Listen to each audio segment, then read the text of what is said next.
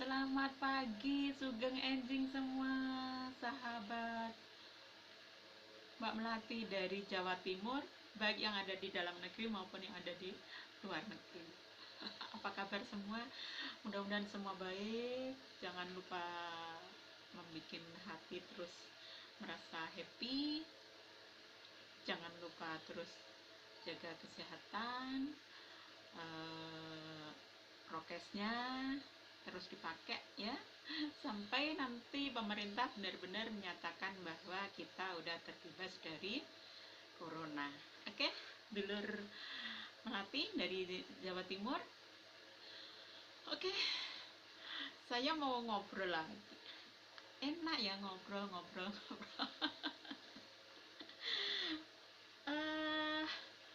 Apa ya?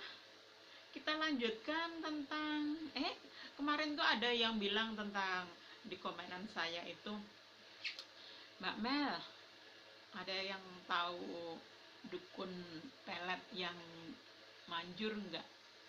Saya yakin itu pertanyaan agak-agak negatif sebetulnya ya. Saya yakin agak-agak apa ya istilahnya, mendiskreditkan dukun yang berahli di bidang membuat orang lain suka dengan seseorang, orang lain suka dengan kita. Nah, saya enak ya, saya tetap apa tujuan saya membuat konten-konten adalah agar kita bisa menghargai karya orang lain, menghargai orang lain lah, intinya seperti itu. Saya ingin memadukan tentang isi sila-sila Pancasila dan memadukan daripada agama Jawa kita yang memang sangat-sangat menghormati semua, sangat-sangat bertoleransi. Saya ingin memadukan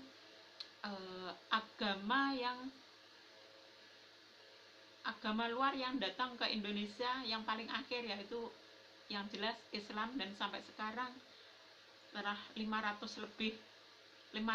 tahun lebih ya menguasai Indonesia, sampai-sampai Indonesia sekarang budayanya sudah budaya macam negara orang lain. Jadi kita mesti hati-hati itu sebetulnya. Nusantara kita berubah banget loh. Hati-hati, coba diingat ini. Oke, kembali ke dukun tadi ya. Jadi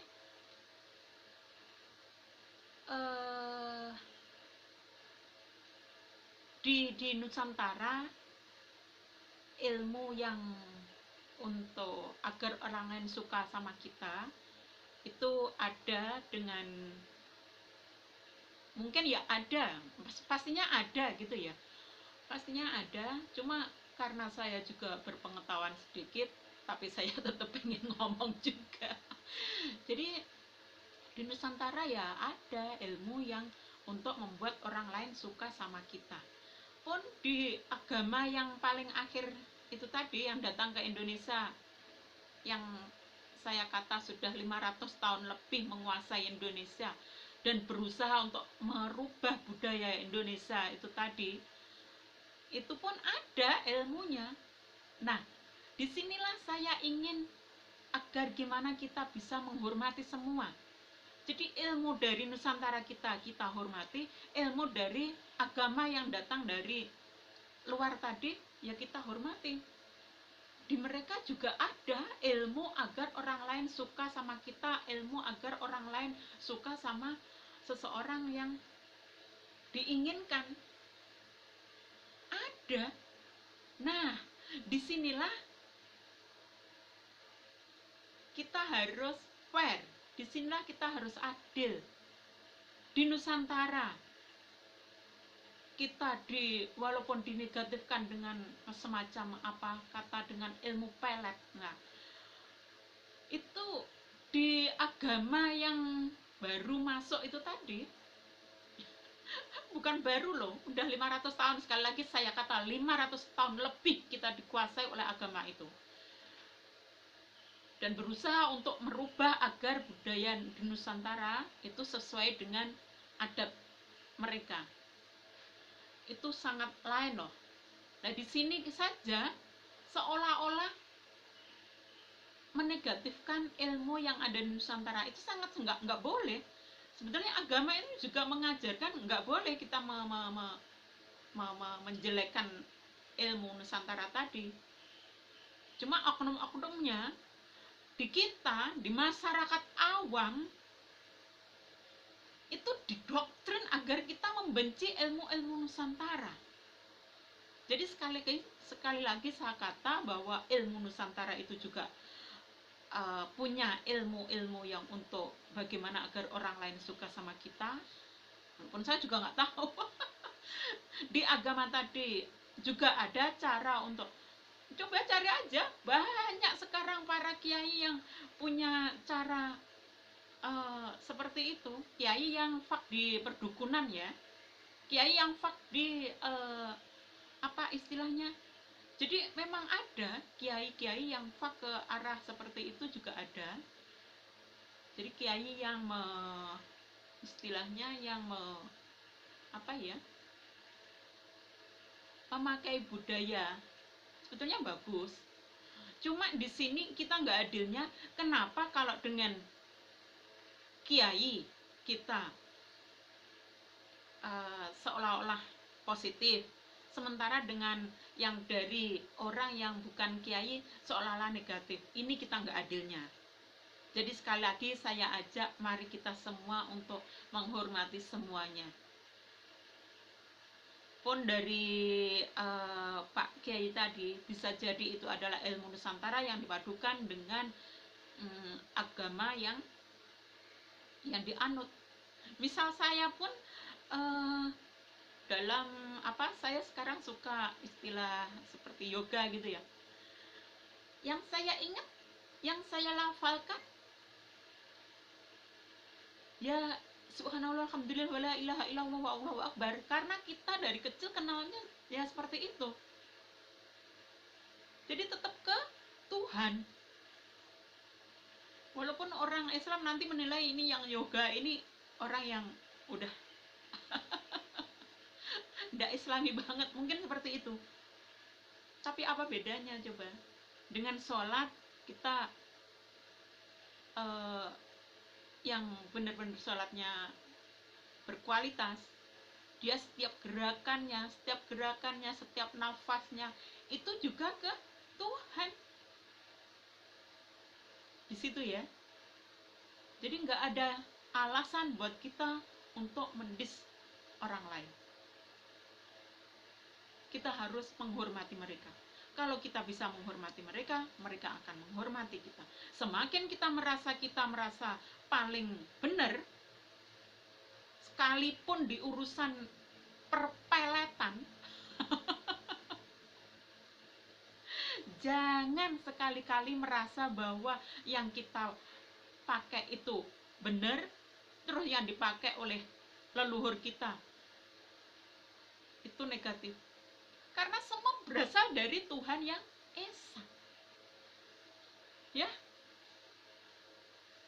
Sekali lagi, mari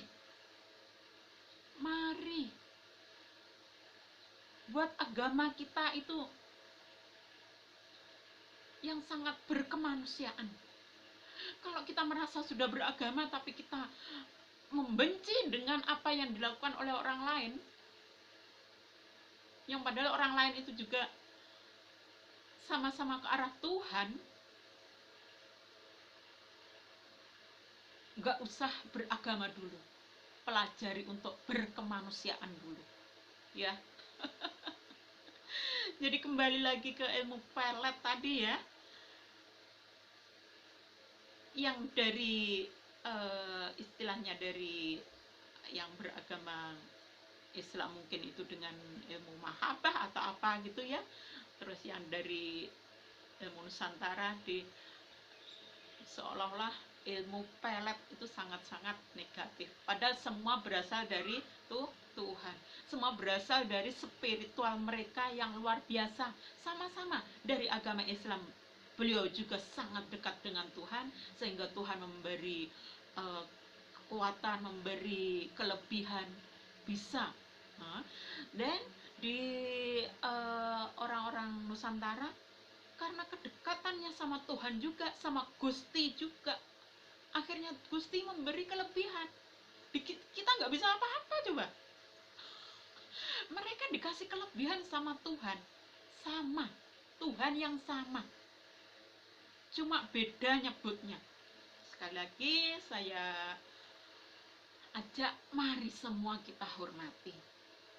Jangan pernah lagi menjelekkan orang lain. Jangan lagi pernah menilai orang lain itu syirik dan segala macam. Itu biarlah Tuhan yang menilai, karena semua berasal dari Tuhan juga. Ya, udah 10 menit, 11 menit, saya kira sekian dulu obrolan saya kali ini. Mohon maaf, mudah-mudahan bermanfaat. Sekali lagi, mari kita jaga hati kita untuk terus menghormati orang lain, melestarikan Pancasila, melestarikan budaya agama Jawa kita. Di episode kemarin sudah saya tentang agama Jawa. Nanti suatu saat saya akan ngomong lagi insya Allah. Terima kasih, mohon maaf kurang lebihnya. Pareng rumien, sugeng enjing, selamat pagi, pareng-pareng. Terima kasih, matur sembah nuwun.